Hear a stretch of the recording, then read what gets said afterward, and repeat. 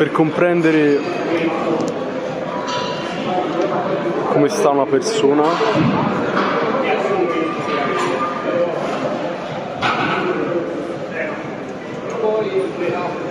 basta il silenzio.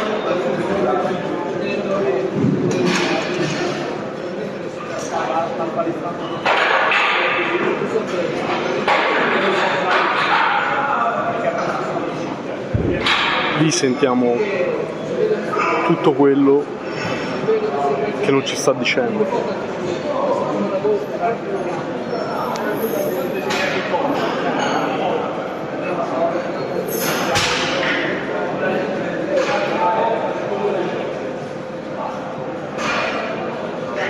Tutto quello che non lo fa essere vivo.